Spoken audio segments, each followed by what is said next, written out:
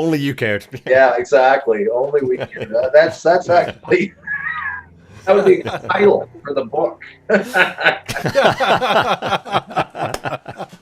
There you go.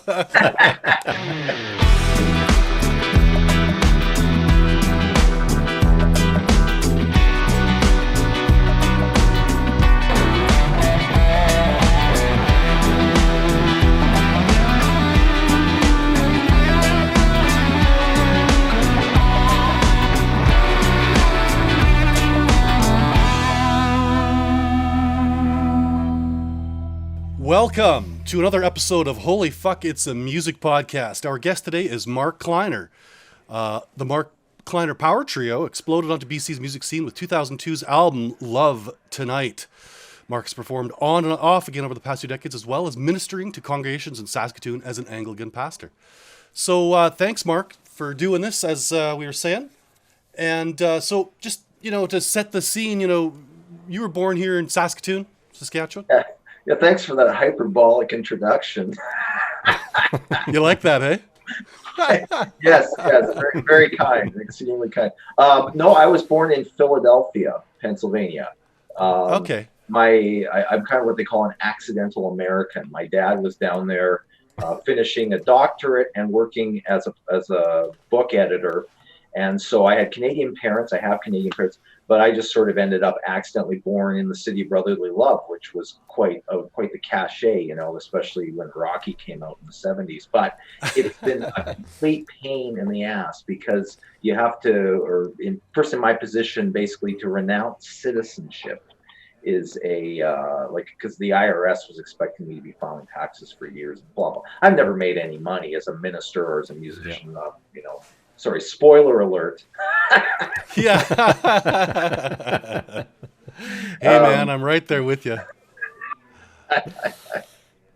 But so we came up here in 75, and I grew up in Saskatoon. And then my story in terms of a lot of music, I really felt a real drive to go into music and had some sort of inarticulate vision of making it. And I went to Vancouver. In those days, this being 90, so this is just pre-Seattle, it was kind of like you went to Toronto or you went to Vancouver. Yeah, before we get there, I was going to say, so what was music like in the Kleiner household? Did your mom and dad play or sing or? My parents, my dad used to play a song called Gypsy Dance on the piano, which is probably some sort of a racial slur now. I don't know, but it was an instrumental song. It was kind of like Dad, played Gypsy Dance. We just listen to him do that, but it wasn't a real big. It's not that they were anti-music, although I do remember we got in as kids into Kiss, pretty much was what you're supposed to do when you were 7, 8 years old in the 70s. And I remember we were going to play at a church function. Now my dad was a church pastor before I was born, and then became a theological professor. My mom went into the ministry late 70s, so this was prior to that. But we were going to be singing a cover of Kiss's Dr. Love at a basement church function. Right. Oh yeah.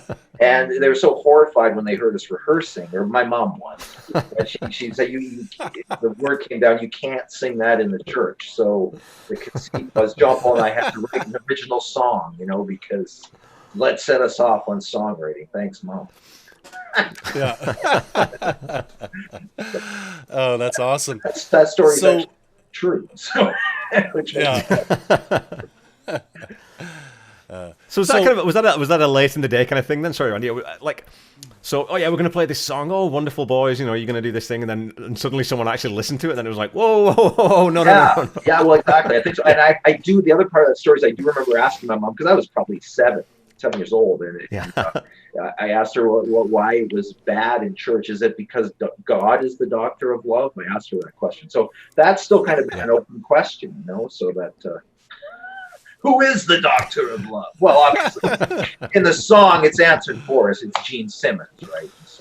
So when did you actually start playing then, Mark? And what were you playing, keyboard first or guitar? Yeah, I got piano lessons until 8 years old, and I still remember that was around the time Rainbow Connection when the Muppet movie came out, and I still remember having that back when we buy sheet music in like, I mean, this was precious stuff. And having the book from the Muppet movie and being able to play the intro kind of banjo lick on the piano and having the kids Yeah. come around, that sort of that sense of, music bringing people together and feeling, I guess it was a way that I felt special, in terms of something I could bring. Now, I wasn't terribly proficient at classical piano, reading off of, like I did start to get conservatory lessons, never really excelled at that, but I was good enough to get the kids together until Nancy Needham got the sheet music the next week and then totally kicked my ass, and she could play the whole song. So I remember just that sort of brief exhilaration and then just the humiliation. So that was kind of a theme that was became perennial as the years went, So a mighty long way down rock and roll, as Ian Hunter put it. So was that? I like asking this question. I like asking musicians this question because, I mean, I remember distinctly when music really bit me. And so do you remember that kind of point where you're either playing something, you think, well, wait a minute, I can't play those notes on the page necessarily, but this feels good. Like, I know that this is what I want to do. This is something that makes me feel good. Do you remember that kind of moment?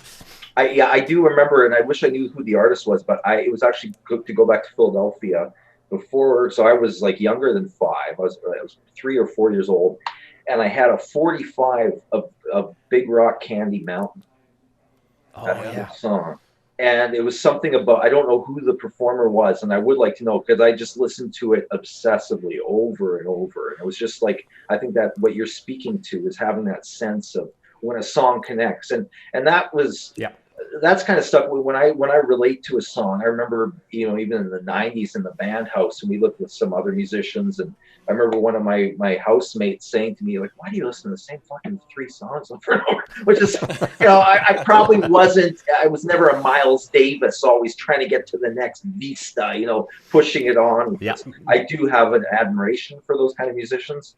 But for me, it would be like, you find something that just really relates and just that sense that, that I'm being reached, and it goes beyond words. It's the power of music, right? And who were the early influences, do you think, as an actual musician? Do you remember any sort of people thinking, that's my guy, that's the guy I want to play like? I think from a young age, I was listening to songs, and now I realize that a lot of what makes a good song are not only performances and parts and all those things that go into it, but I would have had less of a sense of identifying with the particular player per se, and more of that sense, I guess I was trying to go for, I just wanted to get that whole package, as it were. And was really felt drawn to that. And I should mention too, in terms of mentorship, my conservatory piano teacher recognized that it really, I had several years with her. Mrs. Raisler was her name. But she recognized that I really needed something else, and not only just something else, I needed Sam Lomheim, who was the piano man, Sam the piano man, who also taught a guy named Terry Hawkness, who went on to, in Saskatoon here, and has become, we both had the same instructor. So he was a guy who would play, back when there were these saloons that would have a pianist, he would play for like 4 or 5 hours, right? I mean, he would just go in there, he'd do like an 8-hour, not quite an 8-hour shift, but damn close, playing songs.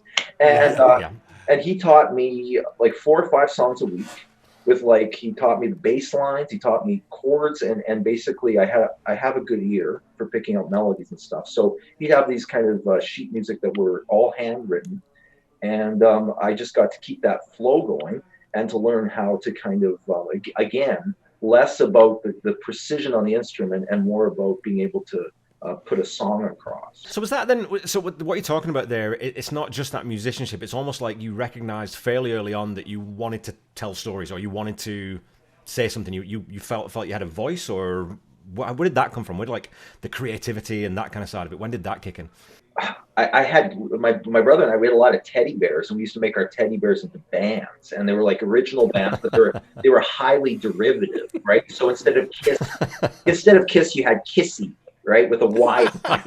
But they would have quote unquote original songs, and we would we'd be playing ping pong, and we'd be talking about the Kissy Cat, and so this whole mental movie would happen of the Kissy career that was obviously based on Kiss, but it would be a whole stew of a bunch of other bands. So when I think back to it, there were all these really, again, highly derivative teddy bear kind of bands that would make multiple records. And, we cut out little mini teddy bear size albums that would have 8 or 10 or 11 original songs on them, so you'd be coming up with songs and just generating a lot of ideas. But which again becomes part of that conversation of how much of this is to go forth, like what makes stuff interesting to the ear is that combination of familiarity and then being, when you listen to Yesterday, where it just drops a beat, right? Goes to 7/4, whatever. It's just, that kind of sweet spot, So probably I've aired more in my own music on the side of familiarity, which does well around a campfire. I don't know if it always makes for the most captivating back catalog to look at, but it is kind of navigating those different poles, right? Yeah. But there's something to be said for that, though. I mean, Lennon and McCartney, or certainly McCartney, tends to get, I think, unfairly criticized sometimes because he writes pop melodies. Well, people like those, so you want something you can hum, you want something you can take away and you can sing at home on your own. So I always find that sort of broad appeal, where people turn their nose up at broad appeal, I find that it's a bit disingenuous. I think it's a bit silly. You know what I mean? Mm-hmm. Well, McCartney is like the best melody writer of like the last however many decades. Obviously John Lennon had the benefit of being martyred. I mean, obviously not from a life experience, but from a cultural, it sucks to be killed in cold blood. I'm not making light of any of that. From a cultural perspective, and McCartney's talked about that since, he knew from that moment then, or that's at least how he tells the story now, that, all that stuff about Paul, who was also very interested, and probably a lot more so than even Lennon, in a lot of art, highly innovative and artistic, kind of like pushing the envelope kind of areas, that was all kind of forgotten. So in terms of how we remember them, Lennon was the guy who was pushing the envelope, and McCartney was kind of the sellout, if you will. And together they managed to make that, or the sweet, and Lennon's the sour. But it's obviously there's a lot more to it than that. And McCartney had a hell of a work ethic. I mean, I've just started to revisit McCartney's 75, 76, right? So he does it once with the Beatles. He does it again, right? Like he actually takes this band together. And that, if you watch Wings Over America, that's the album, but I mean, the movie of that with Jimmy McCulloch and all those guys. There's not many guys who've done that, right? Like you say, the Beatles, you're not going to top that. But Wings that was a pretty seriously talented group of musicians, and it wasn't just McCartney. They had some real killer players in that band, Yeah, and really good, and albums that we thought sucked at the time. You kind of go back and go, well, Back to the Egg, I just remember that as being just Drek. You can listen to it now, and he's got, in that rockestra theme, he's got Gilmore, Bonham, Townsend. Yeah. That's not a bad. It's crazy. It's crazy. It's just crazy. Oh, and Paul McCartney. Yeah, and McCartney. Yeah. And Linda, so. Yeah. So do you remember, what were your first experiences then with playing with other people, as we're talking about sort of bands and that kind of interaction? Where did that start? Well, that would have started in the church basement, and actually my, our friend of the family, really more a friend of my brother, Bruce Essenberg, who had like a little drum set, and we were putting on our own derivative version of the Kiss characters. So writing an original set and having the old women from church come to our concert, or whatever. Right. So I remember sitting on the little chairs in Bruce's basement and us coming out. We were called Out of Sight. And then we were called Stars, which was just already a band. So speaking of, that's where you take derivation too far and just lift completely. But we're not even double digits in age, right? So I just remember I was kind of the Davy Jones type. I would shake some kind of a tambourine and then hiding behind those big 70s kind of throw pillows at the start of the show, and we had plastic spiders that we threw at the audience. Oh yeah. To start nice. up. And then they threw them back. So I remember that moment. And I don't remember a lot about the music. So yeah. Tell me about Sister Lovers, which by the way I think is a great band name. Was that when you first band when you moved out to Vancouver? Was that one of the first ones, or? Yeah, so we've been playing like I moved out to Vancouver with two friends of mine from here, Tim Murphy and Aaron Gilgannon, and we played in high school together. And we were in a band called Green Eggs and Ham with Kevin Mambo, who went on he was our singer, and then he was on The Guiding Light. He won a daytime Emmy, blah blah blah. Oh, no way. Wow. And yeah, so but we were a high school band, and then after high school, we changed our name to the Ned Power Trip, and we had Ned Powers, the local. That's really good. Yeah. So, but we were told not. We were kind of using Ned's image and blacking out his eyes, and whatever in the posters. It's a long story, but basically we were threatened with legal action. And so we had to change our name. So we moved out to Vancouver, and we were briefly known as the Squeaky Froms. When advancements, I mean, again, like, what are we trying to conjure up here? But anyway, went from Powers to Squeaky Froms. And then we call ourselves Sister. Basically, we loved that record. I mean, that was the Big Star third album, and it was just like, this is a great name. Like, what's Sister Lovers, and we'd always get billed as the Sister Lovers, so that would be it. Not the Sister Lovers. I mean,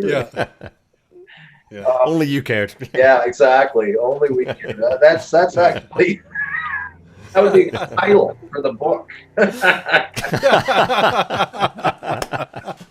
There you go. But it's amazing that, I mean, really a lot of this stuff, like what I find is really so interesting is it is fun to talk about now. You know what I mean? And it is like, we're all kind of trying to work through stuff, right? And one of the beautiful things about making music, for me in my life, it's been a way to connect with other people and friendship and that, and for me to have just as far as a human being, I mean, I don't always take the time to pick up the phone and call, but music was a way to stay connected and to get connected. It's like, you talk about those Kinks albums, or you talk about whatever, and then through that process, it's kind of like going on a fishing trip. Well, I never fished. I'm sure as fuck I'm not going to become a hunter. It was never for me. I had a buddy bigger who took me and said, I'm going to teach you how to use power tools. Do you want to do it? Yeah, I'll do it. Then I realized, what the fuck am I doing here? Like, I'm kind of a space case, and if you just start daydreaming while you're doing power tools, you're fucked, right? So, anyway, what I'm saying with that story is, like, there's very clear, some things, I mean, are opportunities to grow, and other things are definitely, not going to happen. Well, music was kind of like my fishing or my hunting. It's a way of connecting with others. And so though we had, Sister, we made a great album that never came out. I think it did digitally years later, and we made some interesting other stuff too. And we were definitely, I think artistically, we had a couple of main writers in the band, and we really pushed ourselves, and we did some interesting stuff. And we had, like, really, really no, like, I mean, sort of success or whatever. We certainly never, I don't think we came close towards the end. How come that your album that you guys recorded was never released? How come you guys didn't even self-release it? Or we sent a demo to Mint Records, and they loved it, and they wanted to put it out as an EP. Well, no, it's not done. And so we started to, I don't think we were ready to share our music, or I wasn't, with the world. And Mint gave us that not that opportunity, they gave us that possibility. And so then we started to kind of push back against that, to the point that we just pissed them off, and they basically just said, we're not dealing with these guys. Are too, even by 1990s musician standards, these guys are complete nightmare. And that kind of summed it up. So when the Mint possibility didn't, really, when we basically screwed that, I didn't last too much longer in the band, and they carried on for a bit. I quit, and I got back together with Tim and Aaron, who I moved out to Vancouver with originally, and then we got Stephen Ham joined the group, and he'd been in a bunch of other groups that were also notoriously erratic, like the group called Slow, Have Not Been the Same. Kind of there's a book on Canadian rock named up. It's a great. So anyway, they kind of imploded at Expo '86, where they were they brought in the RCMP, and I mean, they took their clothes off, and they, Oh, wow. their grandmothers were in the audience. It's just a horrible story. Yeah. So what I'm curious, what was your reticence then about putting your songs out in the world? Because that's, when as a songwriter, as you get older, probably you want people to hear your songs. So when you were younger, what was the hesitation there about saying that we're not ready to sing these for people? Well, it's kind of like it's what I can look at now. You know what I mean? So it's I don't know how entirely fair I can be to what it was then, but it's and I think the thing the analytical framework that helped me kind of understand this a bit was a guy who was part of the Freudian school, Otto Rank, who wrote a book called Art and Artist, and he talks about the struggle with the creative struggle. It's like the music, when it belongs, when it's just with me, so-called. I mean, there never is such a thing, but there is that sense that it's just so important for me to have a sense of identity, a sense of, I was describing playing Rainbow Connection as an 8-year-old, that sense that this is something special that I can bring that people like. And yet there is that tension between being, like, I guess, if you're living for the applause, if you're living for the gallery, that's you're chasing something that's, it's Unattainable. It's insatiable, right? It's an insatiable desire. Yeah.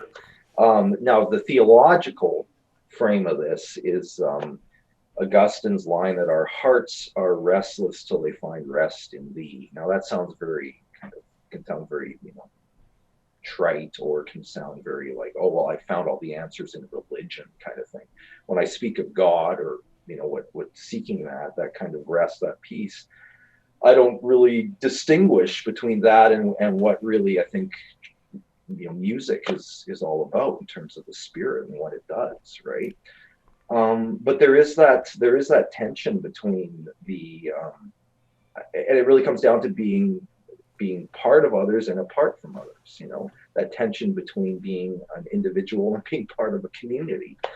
When I think of my own father, I think a lot about his absence, growing up, and into that void came the Monkees, and that desire. It's interesting that the archetypal myths of like America are the Wizard of Oz, right? I mean, I went to the West Coast, right? You leave Kansas, you leave Saskatchewan, you go, you find this dream. Well, if you actually do find the wizard, you find out the wizard's a fraud. Yeah. Yeah. Now that doesn't mean that the journey is irrelevant. I mean, the journey is so important, right? But at the same time, we recognize that the journey, the goal, the supposed goal of the journey, I should say, is a fraud. There's a corollary there with you see, I always think about that, and I think we're talking there a little bit there about lived experience, right? And sort of how that feeds into a person's need to belong, to feel part of something, to have self-fulfillment, all those kinds of things. And I always look at young people at concerts who watch their concert like this. They're not there. They're not there. They're not sitting enjoying a show. They're just worried about videoing it so they can upload it later. And there's a weird sort of disconnect there culturally between, if I go watch a musician, or if I go to a gallery, or if I go see a play or something like that, it's that interaction with you and the art. Everything else afterwards, if you want to share that with your friends and tell them about it, that's great. But that in the moment thing, that's where I think, and certainly for myself as a music fan, that's where I connect, and that's where I get that sense of belonging and being part of something that's, if you want to call it spiritual or something like that, that's where I get that from. And if you're sitting there looking at your phone, you would miss all that. Well, aren't they getting the last laugh now? Because we're connecting now through an interface, right? Yeah. I mean, forget everything I just said. it's a very good question, right? Like, it's like, what is the genuine article, and like, how, certainly that's, that is the question about how we receive, inspiration. Mm-hmm. And I think people definitely, in terms of trying to capture something, and then literally, right? I mean, there's that sense of literally trying to capture something and have those moments. What does that speak to? What's going on? What are people missing? I remember going back to Vancouver in 2014 and yelling at someone for quite uncharitably yelling I was doing a reunion show with Mark Kleiner Power Trio, and one of my old friends was there filming, and I said, "Get off your fucking phone!" There's this look of horror kind of on the face of not only her but several people around, and I just kind of realized that maybe that wasn't fair. Maybe. After the Sister Lovers, it fell apart or whatever, and then you're still in Vancouver, and you joined a band called Jungle. Is that right? Yeah. Or so, did you put that band together yourself? Well, yeah, it was the three original Sister Lovers guys. Okay. The guys who became Sister Lovers. But then it was just me with our fourth who we have. It's got a little complicated. It's kind of like, actually that band Slow had a very similar trajectory too. We got back together with the original guys, added Stephen Ham, and then we did Jungle for a few years. And all right. Before that ended in its own kind of memorable way and ended up back in Saskatoon. So yeah. And you guys did a couple albums? Yeah, we did. So we had something on a little imprint out of Saskatoon, which was run by Don Kwan, who was it also included Pork Sword. He put out Pork Sword. They were like a popular Saskatoon group. I remember Pork Sword. Yep. And so he put out our first EP, and then we did a second album for Scratch Records, and the band we basically imploded when that record was just about to be released, and that was where the whole Called by God thing kind of was in the media out in Vancouver, where people kind of cared about us or whatever. We had a bit of a following, right? So, and then two of the guys from the band, Tim Murphy and I, came back to Saskatoon, and I went back to school that fall, purportedly to go into, the ministry, follow in the family, the family business. But, I was still kind of figuring out what I was doing. I was probably more running away at that point. It was good to go to school. It was kind of surreal because the fall of '99, I ended up joining the cross-country track team and going on all these cross-country trips, and I'd just been touring Canada with Jungle the previous summer. So I was returning to some of these same places, but now with all these like 18-year-old kids. Yeah. And I felt so old because I was almost 30, right? And I was like, but I was like the old, relatively speaking. I mean, to an 18-year-old, someone who's 29 is. Oh God, yeah, you're ancient. Yeah, you'd totally you'd be a dinosaur. Yeah. Yeah. Totally. When you told some of your friends or colleagues or whatever that you're going to go back to Saskatoon and become a minister, what was the general consensus? What did people say? Well, nothing could sound crazier. Yeah. If you want to know, in the context of Vancouver, where we certainly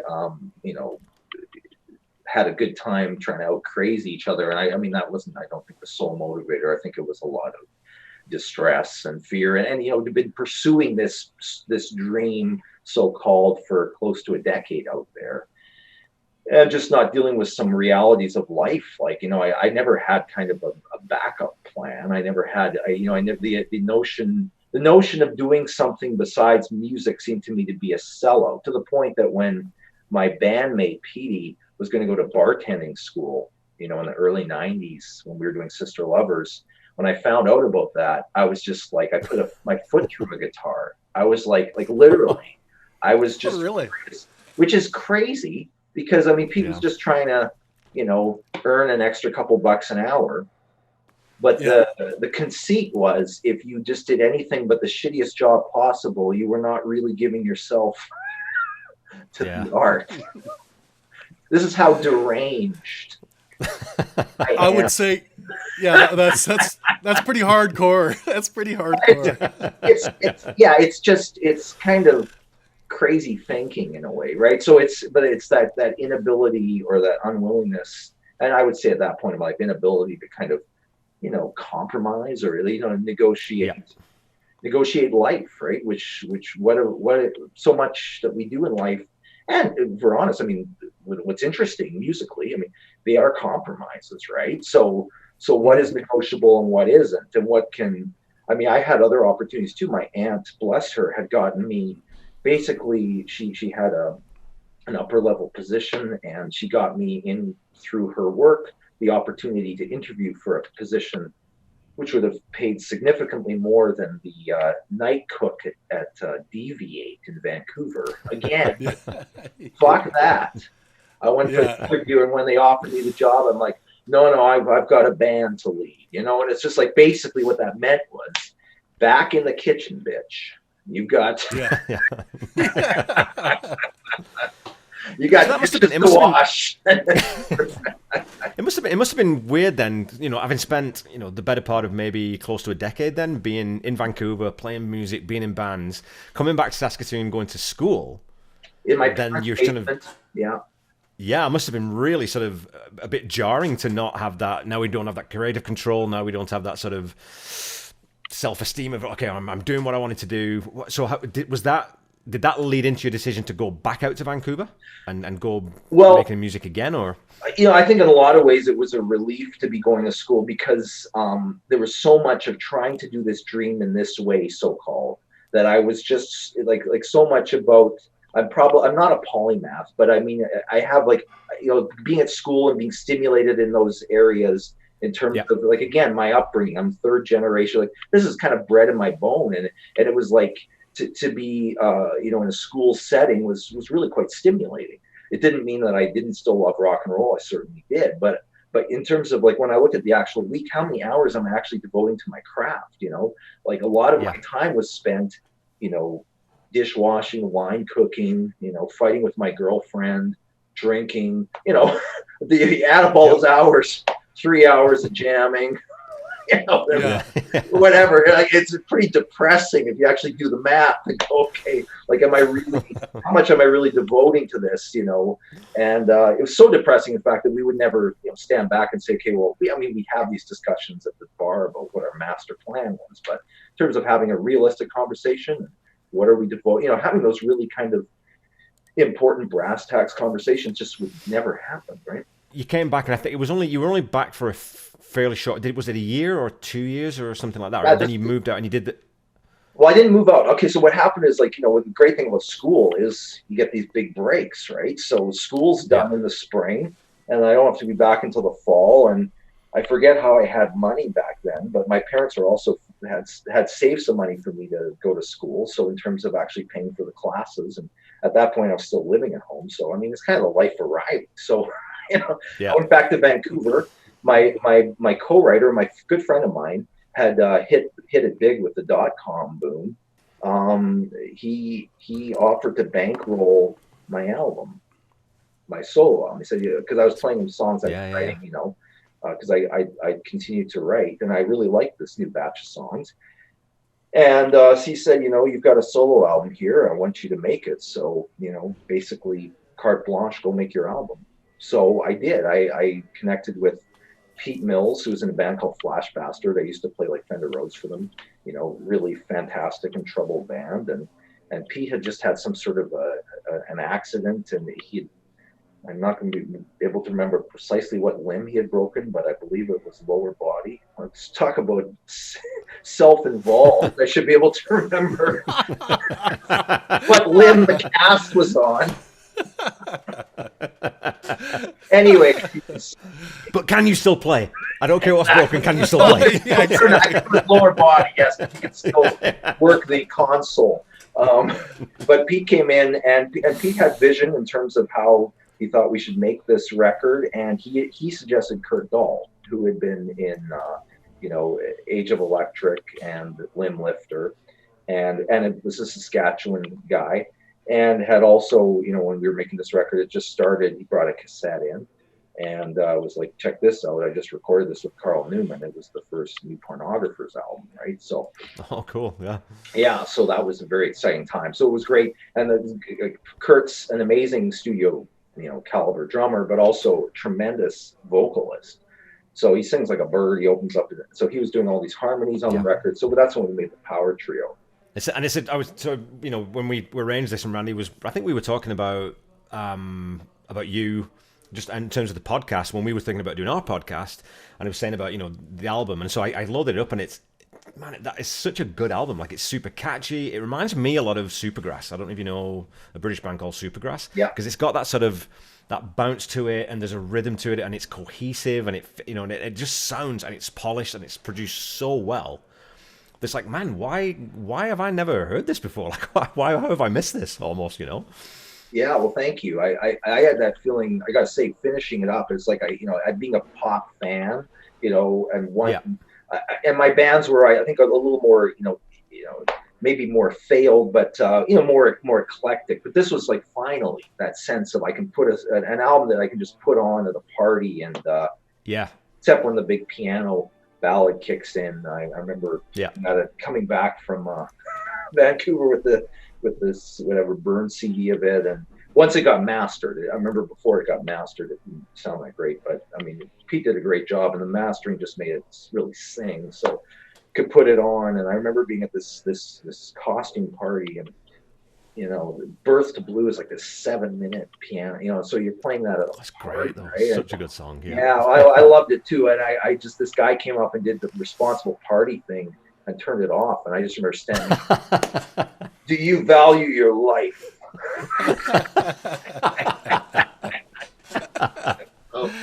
It was fun. I love the fact that we got to make that record, and that record did really well too, because it didn't sell much at all for Mint, but it did, in terms of generating, like, it was a kind of record that people, when they were like doing songs for shows, and as product, and they need more and more. Yeah. That was a good go-to record because it was cheap. You could license those songs, and they would kind of sound like, if they wanted AM sunny pop or whatever, they could get that. Yep. And so the label, and I got this revenue stream. Before that's become like pretty much the revenue stream, right? For a while there was a kind of boutique revenue, but now it's kind of, there's no sales, So I wanted to ask you too, Mark, about as I was kind of doing my research on some of the projects that you've done, there was this whole Mark, I don't know how to pronounce the last name, Sabo or Sabo, the Sabo songbook. Yeah. Yeah. What it sounds like that was quite a cult niche kind of weird little thing that you just kind of did. Can you give me some background on that? I'm interested. Well, every niche has a niche.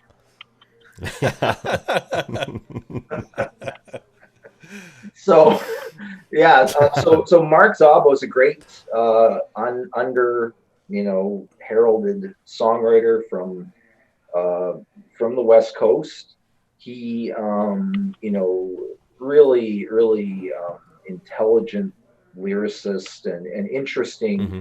pretty ambitious musically. I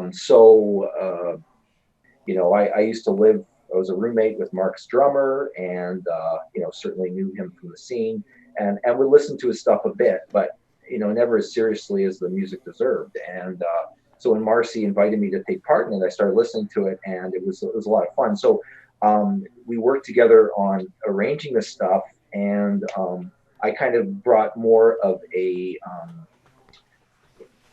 mainstream sensibility, relatively speaking. It's not hard to be the mainstream guy when you're in the room with Mark Sabo, let me tell you. Okay, so but anyways, I still have those kind of the McCartney to his Lennon, if you want to bring it back. So we had fun, kind of woodshedding this, and then I ended up going to Vancouver, and that was kind of like the last big thing I worked on for years, and so. But in kind of like an instrumentalist producer capacity, co-producer kind of thing. It's interesting too because working on. I mean, I'm a huge Steve Earle fan, and he's done a couple of different albums where he's covered. He did a full album of Townes Van Zant's songs, and then he did a full album where he did Guy Clark's songs. So, what's the difference in sort of the energy and what you get out of it between working on an album of your own songs, where they're Mark Kleiner songs, versus working on and interpreting or sort of bringing to the mainstream someone else's songs? Like, is there a difference in the way you approach that? Well, I don't know if we brought it to the mainstream, but again, thank you for that generous assessment. It brought it to your consciousness, so hey, which is good. I think there is definitely. I guess for me, part of the challenge is to get to the place where you can kind of bring the same sort of sensibility, because this notion, I guess and it returns to some of the previous question, which is about my difficulty in terms of getting my music out to the world, that I would be overly invested, right? So it's like, if people don't like it, I'm going to take on that personally. So therefore, rather than set myself up for that disappointment, I don't give you the opportunity to tell me what you think of it. So that's kind of a roundabout way of returning to that thing. So the delight with someone else's songs is just having that sense of distance from it, because I don't have that level of investment. I have a level of enjoyment, and then approaching it as a craftsperson. And I think what I've started to realize with songwriting, and so much of this stuff, is I had so much magical thinking before, thinking, well, the song kind of like it alights on you, like from some sort of, spiritual intervention. But, a lot of the process in terms of being an accomplished writer is just, consciously or subconsciously going through ideas, right? And the old Jerry Seinfeld line, people ask where do good ideas come from. They come from the same place as bad ideas, right? Yes. Yeah.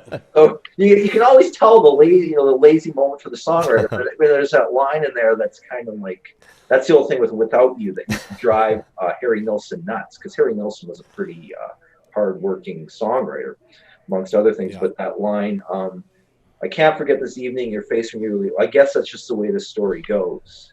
And he would just drove him nuts. It's just like, it's just a filler line, right? It's just there's a difference between that but I guess that's kind of like the movement you need is on your shoulder. It probably has the same purpose, which is just someone kind of going through. And then McCartney would have taken that out, but of course Lennon. If not for Lennon, that's brilliant. That's the best line in there. Yes.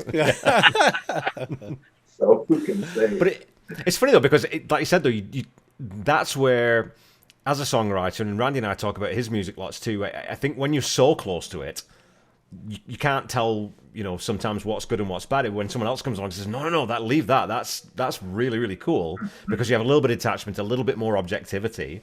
I think that's very useful, right? When you're collaborating and when you're working with other people, is you need that feedback. I always think about people like Prince and Peter Gabriel and some of these guys who are very insular and they do everything themselves. You wonder how much better they would be if they would just let other people say, maybe just drop that second chorus, or that second verse, Well, yeah, exactly. And they are kind of the exception. You wonder, because these whole universes that Prince produced, and I guess it becomes a little bit intimidating to dip in, right? Because he didn't have the producer kind of saying, and I think that's a good point is, where's the editor to kind of say like, and I guess what I've always found most, again, what I was sharing earlier about the social aspect of music is terms, and I for my own podcast, I'm talking with people right now about an 80s album and how albums used to be made in the 80s in LA, which was, virtually everything now is everybody in their own, pre-pandemic even, we were way ahead of the curve, right? But everyone's in their own little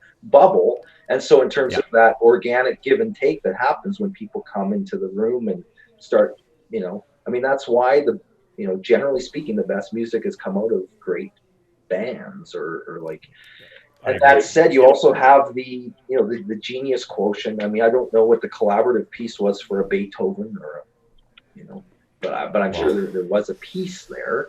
It's just, so how do we cultivate, that in a way that's healthy for art, and for life. I was just interviewing John Leland for my podcast. He's the guy who he writes for the New York Times now. This might be too much of a tangent, but he went and spent a year or 2 years with people who are 85 up, because the studies show that the happiest, most content people tend to be those at the end of their lives, even though their capacities are falling away. And you'd think that these are generally regarded as kind of like just the hell years, but these are the people overall who express the most contentment with their lives and themselves. And so what he ended up determining was it's having a sense, I guess what the Greeks used to say, know thyself. It's like having a sense of who you are, and and having a sense of comfort with that. Now, having said that, part of what is interesting in music is having that sense of who I am challenged a bit, right? That if I'm too comfortable in that, there's only so many albums I can make of that. Mind you, the last albums of Johnny Cash, right, with Rick Rubin, were amazing records where he's just Very good. The American albums, Cash, right? Yeah. So I don't know if you guys get an answer in terms of, again, like that rub, that pull and give and pull between, you know, what's established and familiar and what is yet to be real. So Mark, we were saying going full circle. So you're obviously a Monkees lover, and that's how you and I have met, because I help out with your podcast, doing a little bit of editing and stuff. So the love of Monkees, was it start right in your youth? Was that like when they were on the TV show and that's like, hey man, these guys are great? Yeah, 10 years old, yeah. He was 10 years old. So, and so now you're doing this podcast, you're interviewing all these people. Are you going in really deep, or how general and broad is the information when you're, I mean, I know because I've heard them all, but, you know, can you talk a little bit about that? Yeah, it depends on it's really interesting because I think I spoke to this a little earlier, is that, I mean, it's kind of, it's part of me. So it's like, I can just try, and I you know, I've for years had some sense of shame for that, in the sense that shouldn't I be aspiring to something a little bit more? And I guess, like, speaking of open questions, right? Aren't there better things to be doing with my time? But one of the things is, again, you know, you wonder how much of this, it becomes a way of speaking about what's important in life, what you know, to me, what I treasure, what is interesting to me. And partly, maybe some of that's refracted through these interviews where, you know, we're talking about, I guess, other people's journeys, right, and what they've produced and those impacts. You know, I get a range of responses, and I mean, but I am interested in the person I'm talking to, what's their backstory, not just what they obviously those nuggets of information. Like, I was at the recording session, and, you know, we went to Genghis Khan across the street for, you know, Chinese food. What did you order? You know, blah blah blah. And something will come up that'll be kind of, you know, that's obviously prescient right to the subject at hand. But what often that's just kind of the tip of the iceberg. So it's like, you know, it's really gratifying to be able to learn about this person who's had a part in this story, and even an album that's like, you know, isn't one of the best albums of all time. It can still be a very interesting album to talk about, you know, and to talk about what's going on there, and how it worked and how it didn't. And well, there's always a story, though, right? Like you said, there's always a story behind it. There's always a story, and there's always that. It's like you said, it's the human part of music and the human part of art. That's what's interesting, and that's what people connect to. So, a good or a bad album, you can still talk about it. You can still, and there's still something there that you can get some meat off those bones, right? Well, in fact, it oftentimes it is more meatier bones in terms of the albums that almost. I guess a lot of us can relate to failure. Or something. Of course. But, like, I don't want to hear another 2 hours about Sgt. Pepper. I mean, it right. Like, I'm just kind of, and so it's my Monkee podcast. I take the same approach. 66 to 68, the Monkees' prime years. I know they were meteoric, popular. I've heard so much on those years. So it's like, what was it like when Peter Tork was like selling, you know, balloons, you know, the singing balloon salesman in New York City? Obviously, he's dead now, but he wouldn't talk about that. But it's like these interesting kind of chapters, and that's where finding out that Wayne Kramer from the MC5 for like one hot minute, as he put it, was in the Peter Tork project in the early 80s, owing as much to his problem at the time. Really? Really. I did not know that. And where do you get your, like, where do you do your research for all this Monkees trivia and stuff? I just know, because I edit your podcast, that sometimes you're asking questions and you know way more about the subject than the people you're talking to, and sometimes they're blowing away. They're like, how do you know this? So how do you prepare, and where do you get your information?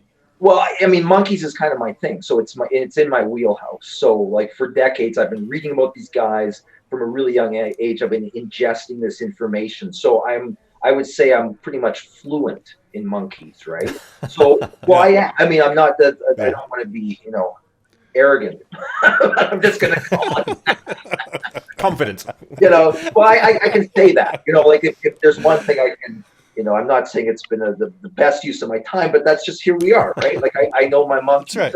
certainly certain areas of the Monkees, right? So when I talk with people, but it's kind of like, again, connecting it in the wider fabric. So it's having the connection to. It was really interesting to me to be able to produce an episode, that brings MC5 and the Monkees into the same world for just a moment, right? Because they're really because they're freaking polar opposites in the Totally cultural landscape. I mean, yeah, no doubt, yeah. Yeah, and so it's like to bring up now, mind you, in terms of like the appeal of that is speaking of niche. I mean, I have a niche audience to begin with.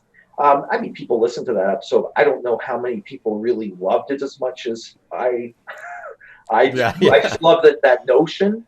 So for the hardcore Monkees fan, it's probably more about keep it about the Monkees and within the Monkees. And the best thing you can have is a Monkees interview. I mean, one thing I discovered doing my when I was writing a book on these guys about 10 years ago, Alice Cooper was not the best interview. The better interview was Shep Gordon, Alice Cooper's manager. Right? Because behind the scenes, he was sober, or less drunk, we'll say, during some of the stories. But he was a better raconteur. He's a better story. So God bless Alice. I spent years trying to get that interview, and I got it, and I'm grateful for it. But like the juiciest quotes, speaking of meat on the bone, I mean, Shep Gordon was amazing. And he gave me the story about that famous photo of Mickey Dolenz, Harry Nilsson, John Lennon, Anne Murray, and Alice Cooper backstage at the Troubadour. Told me the whole. I had that for my book, and then I didn't finish my book. And then next thing I know, Mike Myers is telling the same story on David Letterman, because Mike Myers produced a Shep Gordon. He realized this guy's amazing, so he produced later on in the mid 2010s or so. Somewhere around there, he produced a Shep Gordon documentary, and that's just the nature of the thing. But Shep was like, he gave me the same story, and so that's just life. If you don't get your shit done, you don't. There's one thing that you said there, and I've had this conversation with people several times. You're saying there are better ways to spend your time. I mean, my wife has asked me a couple of times, why are you doing this podcast? And it's like I think that. How we waste our time. That's what makes us human, and that's what makes us interesting. I think. Yeah, exactly. And I should. It's probably a good thing to take that out of my. It's kind of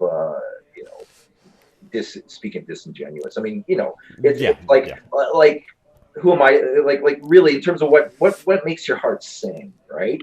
And absolutely. And, this stuff brings me to life, and in some sense. There's something revealing, I guess, about through failure. And I mean, isn't it really? I had someone in seminary say to me about becoming a minister is learning how to disappoint people. That's how it's described. That's a good skill to have.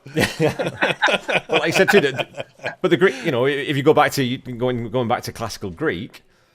Comedy is born of tragedy. That's where it comes from. You can't have comedy without tragedy. Not real comedy, right? So and if you want depressed people, comedians, right? Yeah. I mean, like the people who oftentimes. Well, and the line I keep coming back to, it's a little tangential, but the similar kind of idea is Oscar Wilde's great line, and I mean that I come back to again and again, which is that when bankers get together, they talk about art. When artists get together, they talk about money, right? Yeah. Yeah. So, I mean, again, those different pieces and the comedy and the tragedy. And I would find when I was reading tragedies, when I was doing my English degree and stuff like that, I would find just so much hilarity within them. And I don't think it was like Schadenfreude. I think it was just, there may be some of that in there. But, well, actually, this was a helpful quote I recently came across because I was doing liner notes for a one of these monkey side projects that there's a label out of England, and it was talking about the French proclivity to speak with seriousness about frivolous things and to speak with frivolity about serious things, right? Yeah. And that was helpful when I read that. Oh yeah, because there is that energy that comes from this, and when I was denying it, it's just been so life-giving to go in hard with doing this podcast process, and and push some of my interview subjects and say like, hey, I want to know more. Let's dig in. Absolutely. So speaking of podcasts, when I was doing a little research too, Mark, you're on Nardwuar's podcast, right? And we've talked a little bit about that. He's a friend of yours, is that right? So how did you guys connect and become friends? Through the Monkees. Really? Okay. Yeah, Oh, that's great. It was actually. It was in That's awesome. 1991. So my first year in Vancouver, and I had written an article for the 25th anniversary of the Monkees that was published in Discorder magazine, CITR, the FM UBC radio station, their college paper. And it was like Nardwuar had read it, and then my band was Sister Lovers Mach 1 was playing live at CITR, and he was doing his show, or he used to host that show.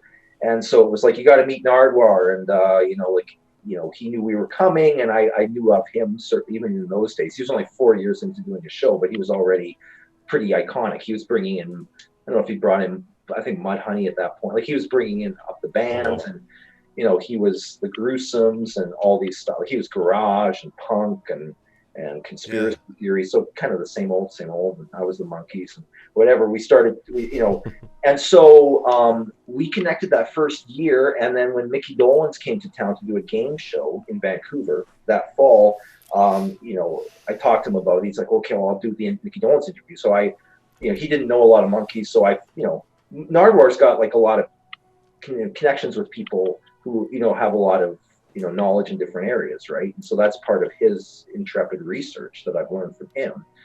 You just go, you take the time, you give a shit, right? He just takes the time. He doesn't show it. That's why people love to talk to him. And and this isn't my analysis. It's by reading other people say, well, how come Nardwuar and the hip hop community? I didn't see that one coming, but they're perfect because the people who do a lot of sampling and that kind of music are like real, like geek brain, deep research people, which is Nardwuar. Like, it's in the same wheelhouse, right? So that was that unexpected, third or whatever it is. I mean, it's like, that's how millions of people know Nardwuar.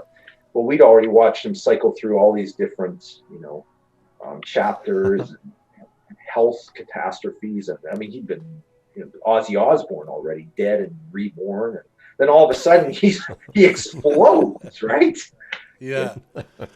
So I've been on his show numerous times. He's been very generous in terms of supporting both my music, but also in terms of us, partnering on various projects. And so I was the one who said to him, hair metal is the true punk rock.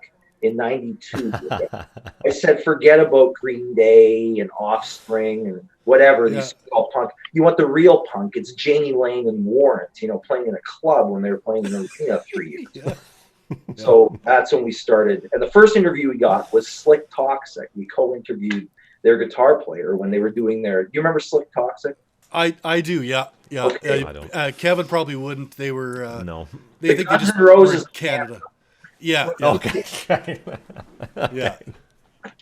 Yeah. They had one kind of big album, Doing the Nasty, and it had gone gold. Okay. I think it had maybe 80,000 Canadian. It hadn't broken the States, but they got really drunk, especially their bass player at the Juno party, and he took the EMI limousine and trashed it. Like, he went into all these parked cars, and basically any sort of profit from that Canadian, Gold Plus record was wiped out, and they were dropped ingloriously from the label. And at the same time, Seattle hit. So, talk about, navigating the blows. So they ended up putting out a second album on an independent label out of Toronto. It may have been a Vanity imprint, I don't remember. But it had songs like, I want a gun to blow my manager away and all this stuff. So it was very subtle. Yeah, very subtle. And it's later than I thought, because we didn't talk to him until after Kurt Cobain had died. And I remember him saying, man, I just don't get it. People would die for that kind of success. God bless them. Being in Vancouver at that, rewinding just a little bit though, but because when Nirvana hit and Soundgarden and Alice in Chains and all those bands, you would have been playing stuff that was very, very different, but coming through at kind of the same time. Was there sort of, did you guys in Vancouver, were you ever looking down south thinking, Jesus, how do we get these? How do we get that kind of notification? How do we get notice like that? How do we miss that sound? Well, I mean, we didn't have to look that far south because it was also percolating within Vancouver, right? It was, Okay. It was kind of like, certainly Seattle's where it blew up, but, Bellingham, Washington, and that whole kind of punk CITR, again, cooler than thou kind of scene. We were kind of on the fence there, like, again, Nardwuar loved us, but generally people were really leery of us. And, our influences were not the same. And so, but yet, again, how much of that is legitimate and how much of that is being 21 years old and trying to establish an identity? So you make more about the differences because that's part of the whole, I guess, thing about being 21, or at least we did. We kind of embraced I think we embraced being underdogs and being, whatever, black sheep, amongst a flock of black sheep, right? So that becomes very self-limiting. I mean, there is something that's very gratifying about that. Again, it's the unwillingness or inability to share beyond one's own navel, right? Well, I mean, authenticity comes at a price, right? It's like, where's that piece? I remember reading a review of Lowest of the Low, and Alexander Vardy, I still remember this, Georgia Strait was the big weekly music play. He said they came off as punks wanting to be liked. In other words, pathetic. That's how he ended up. Like that was like, oh man, like that was like a memorable jab. And I didn't like, I would come back Lowest of the Low. I mean, again, speaking of arrogance, it was one of those bands I just fucking hate. And they were fine. Like, they wrote good songs, the Sky Diggers. But if you were in East Vancouver, you were given, basically, there was like an unwritten rule that there are certain bands you hated. Right? Yeah. Right. And so I'd come back and we go to Amigos, Lowest of the Low, and I'd watch I'd be getting drunk and I'd watch my friends go up to dance like this. And I'd be just like, you fucking lemmings. Like this is just, like, and I would let my disdain be known by the look on my face, So I just be there enjoying myself. What I'd be getting on the evening is letting everybody know I was way above. Right. Yeah. Right. I mean, that was, I certainly got my $8 worth by being able to project that. $8 well spent. To display my hatred of you. Exactly. That's good. So, one thing I wanted to talk to you too, Mark, about, and we're going to jump back forward again, we're kind of bouncing around a little bit, but now that you're the role that you have now in the community as a pastor, I wanted to ask you about, and I've got another friend of mine who's my wife's cousin's husband, is a Pentecostal minister, and I've talked to him about this. There's a lot of performance in what you do day to day in your roles. I mean, there's obviously the human connection and helping people, but when you're actually giving a sermon or you're, doing that on a Saturday or Sunday, whatever it is, there's a lot of performance there. So I was wondering what you sort of took from music and being on stage and playing to being a minister. How did that translate? Yeah, that's a great question. Two things immediately come to mind. I recently heard, I won't be able to document it or cite it properly, but a study in terms of the body language and sort of like the movements one does in terms of leading. Yep. They were comparing those leading a worship service to a stadium rock show. And, here's where the bad late night humor would go, except for biting the heads off of live chickens, right? So we don't, that's your bad Leno joke, right? But the fact of the matter is they're virtually identical, which is really interesting. Yeah. And so, supposedly rebelling by going into rock and roll. Well, rock and roll comes out of gospel and Jerry Lee Lewis. Of course. Swagger. And so, but personally, the first time I ever got up into a pulpit to preach, and I was like, still in school, and it was a Presbyterian church and in Saskatoon. And it was one of these, like, let the student minister take the service. And I remember just getting into that pulpit and having that sense that I don't give a shit. Like, I've done my prep, right? Yeah. And however this goes over, I don't give a shit. In terms of the response, it was very liberating. It was very liberating. And I realized if you've been in bars playing your original music for audiences you're going to listen to this. And if you get used to enduring that kind of like, not hostility so much as, or just people who just don't give a shit, right? And are still able to go up there. I realized, like, man, I would have thought, well, I wouldn't have thought that all those years out there, I mean, what a gift. Doing it and following it out, like, and that's really what music, is to be vessels, right? Is to let it flow through. That doesn't mean there's not craft and preparation, there's lots of stories of preachers saying, I'm just going to let the inspiration come. And they go up on, you go up to the pulpit and it's like Psalm 94 and you got nothing, right? It's kind of like, again, improv music. I mean, like there's a whole lot that goes, or improv comedy, right? That you're not really just walking off the street and going up on stage. And no, of course not. And if you are, it shows, right? Well, exactly. You can tell the people, You may get lucky, you know what I mean? Once or twice. Yeah. There are those moments that kind of like defy all these rule making with it. But they are the exceptions. Again, the princes are generally the exceptions to the.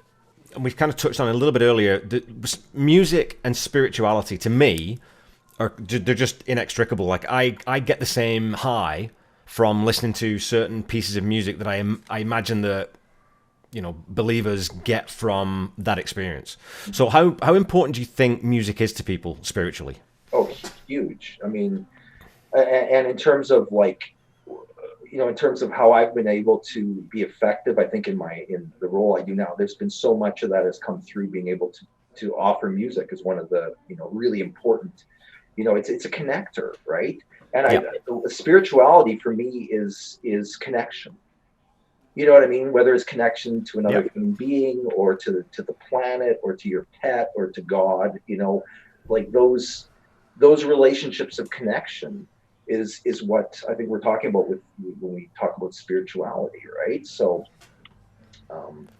and I find that like the thing that we're going through right now with the pandemic, I think people are, and I hope that this continues once it's all over. But I think people are starting to realize that again. They're starting to remember that it's not all about buying a new car and having this job and doing this. It's about what we miss now. We miss giving someone a hug. Something as simple as giving your mother-in-law a hug.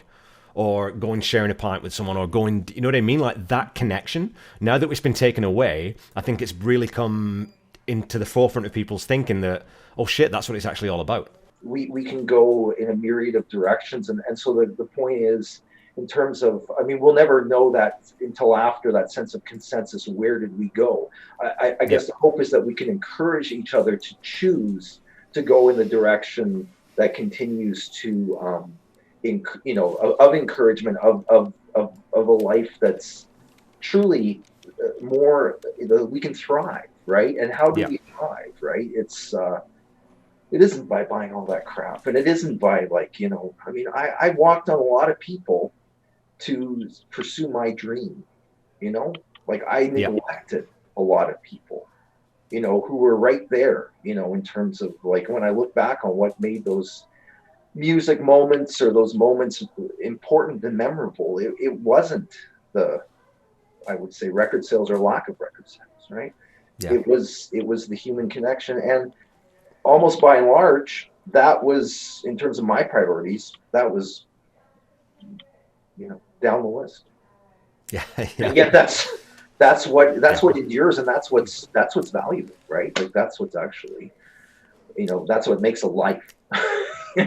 But that's a great point though, because that's where we tend to be hard on ourselves, and when you look back and you think, I was a shitty kid and I did all this stuff. But as long as you get there eventually, and as long as you haven't done too much damage in the interim period, but as long as you get there eventually, you have that self-awareness to think, okay, well, yeah, no, that stuff wasn't important. What I'm doing now is that. I mean, like you said, there's not really a goal at the end; it's the journey. But I think as long as you're moving forward and you are paying attention to what's going on, and especially what's going on with yourself, then hopefully you can get to a place where eventually you can say, well, yeah, I'm okay now. I'm cool. I'm happy with where things are at, Well, and we're always in different, like, I mean, I wasn't doing this at 20, like there wasn't a lot to reflect on. I mean, there was, whatever, right? It's a different stage in life, Now I'm a father, right? So I think in terms of like what's really important to me in terms of like, raising these kids. I mean, when I was doing my music, I didn't have And I wasn't, my partners, there's a couple of people I was with, we're not getting the best of what I got, so, Yeah. so Yeah. different priorities and also, yeah. So we bring different things to at different stages in our lives, right? Mark, so yeah, is there another album in Mark Kleiner, or is there, are you ever gonna record another album? Make me an offer. Hey, I know a guy who has a recording studio, and he's very good. Exactly. Top notch. I'm writing all the time. I'm writing lots of COVID songs, and I've been, not just. I wrote a balcony anthem, which I really like, because I was like, there's not a lot of balcony songs that just, celebrate being on our balcony. Obviously, it's a. Anyways, so actually, I found this time very creatively quite generative. I I'd love to make more music. I think we're, I came of age and in a time of, I still I think in terms of mediums that are no longer relevant, right? Yeah. Mm-hmm. I don't mean that the world doesn't mean, it's so interesting, as far as like how do you share, because I still work on and write songs that I really like and would like to find a way to kind of get out there. But I'm also aware of the fact that putting a whole bunch of energy into making a 12-song album and then dropping it and kind of hoping for the best or whatever, it just feels like the medium. If I was more conversant in TikTok, I guess it would be. Yeah. But it's learning how to. I just feel like I speak a language. It's like speaking of, at least my monkey fluency. I've got a little corner of the playground where I can share that. But my Esperanto that I speak as a songwriter is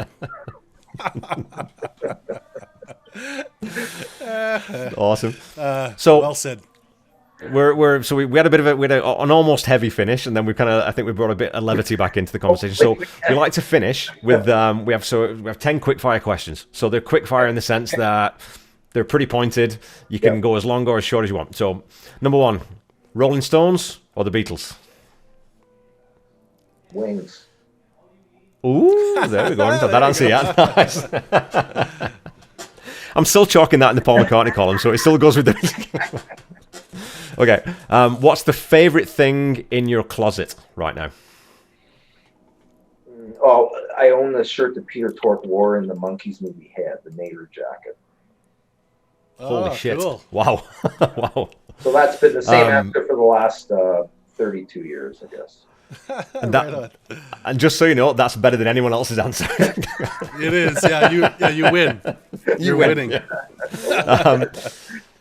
What song do you wish that you had written? Happy Birthday. Ah, okay. Nice. It's sung more often than anything else, I suppose, yeah. What song do you wish you hadn't written? Oh, wow. It's like those kind of songs are like, well, I'm so tired of hearing on the radio. I don't really have any songs like that. The ones I wish I hadn't written, I've kind of forgotten about, I guess. So too many to mention. All the ones that didn't make the cut, yeah. So number 5, sandals or flip-flops? What's flip-flops what's the difference? Sandals are kind of strapped on. Top, right? Yeah, they kind of have you could run in sandals, you can't really run in flip-flops. I tend to wear more flip-flops, but I would prefer sandals if I was. Okay. What is the best piece of advice you've ever received from a musician? I was just thinking this the other day. Billy Cowsill. I approached him backstage at the Starfish Room. I was trying to get his son, 12 years old at the time, to play on my Dwight Twilley tribute album because Dwight Twilley was with Susan Cowsill, Billy's sister, romantically and professionally for a number of years. And so Billy looks at me and goes, "My sister's ex." Anyways, I didn't do the tribute album. I'll try and keep it short. But he God bless him, he looked at me straight in the eye. He said, "Just do not stop. Keep going. Your time will come, I promise you. I mean, it's just, the fact of the matter is the person who was saying it, I mean, one of the greatest singers. And I mean, you know, and I guess that's what we're talking about. Like, just keep going, you know? I mean, it's a cliche. Yeah, for sure. But it came from Billy Cowsill, and I thought, what a gift. Speaking of mentorship, I think I really was hungry for some mentorship during those years. And Billy came through with it. I've never forgotten that.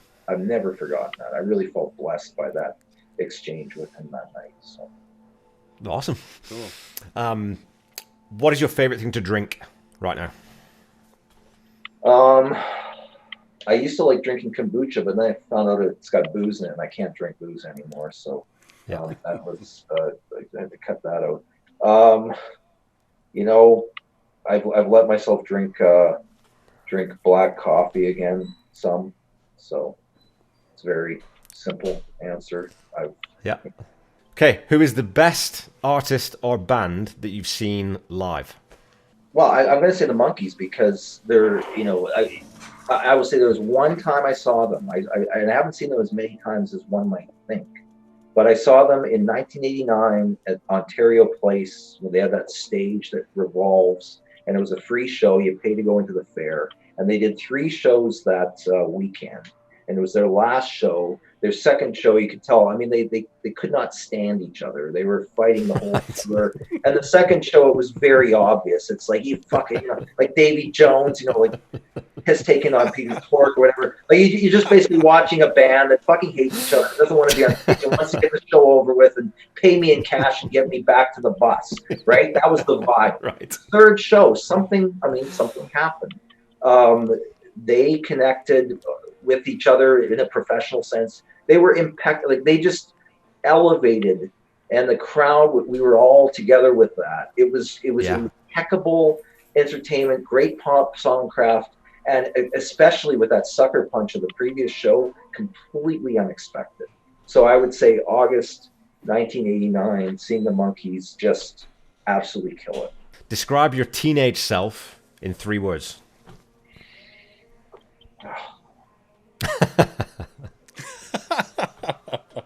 It's a fucking horrible question. It really is. You ask a horrible question, you're going to get a horrible answer. Every mother's nightmare. Every mother's nightmare. I love it. Oh, man. Okay.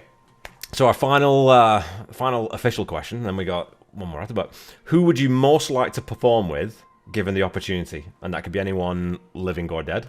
Well, I got to actually perform with Peter Case when I came out of retirement about 9 years ago, and that was amazing. Wow. And that was my gratitude for that increased exponentially as I started to. I was a Plimsolls fan when I played with him, but then I discovered his solo catalog in the years since, and so my my gratitude for that actual experience has just increased over time. So and So I think of that, and it was. But as far as someone who I didn't play with or haven't played with to this point in time, who would that be? And I got to play with Enough's Enough, gosh, and party with them on their bus. Remember them? I do, yeah. This might be okay. Fucking incredible.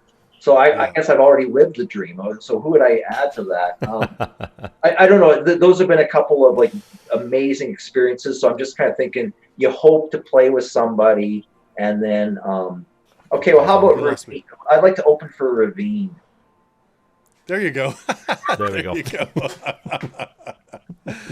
Because that way, it's kind of like neutral, like not a lot of expectations, and maybe he'll be cool in the story. But if he's shitty and stuff, not a lot ventured, not a lot gained. So that's kind of a 49-year-old's very guarded answer to that question. Very pragmatic. I could say Todd Rundgren, but Yeah.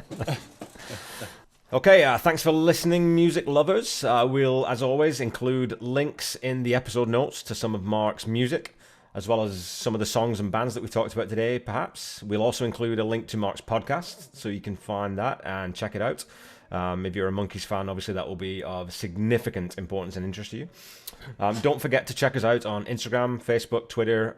We are at HFIAM Podcast. We post regularly to keep you enlightened and entertained. And to lead us out, we will leave Mark with the last word, and this is Birth to Blue.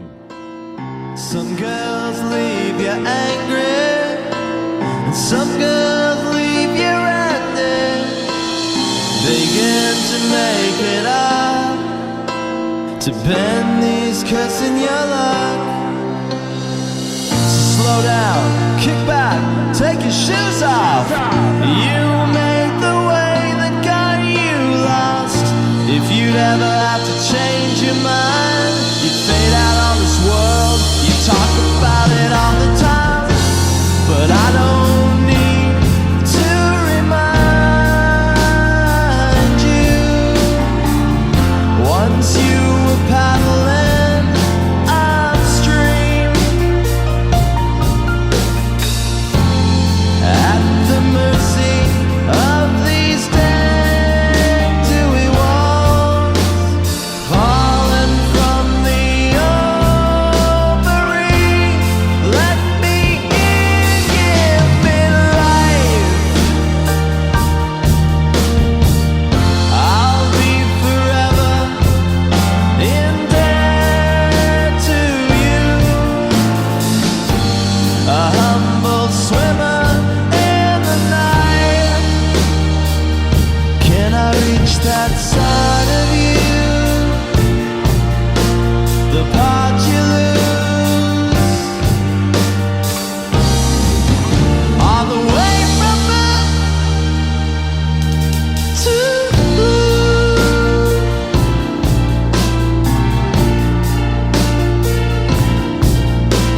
Sometimes the door lies open, other times you can't help hoping there's a truer place to share the love that you make. It's a cool eye, a vacant dream. It's a touch and high,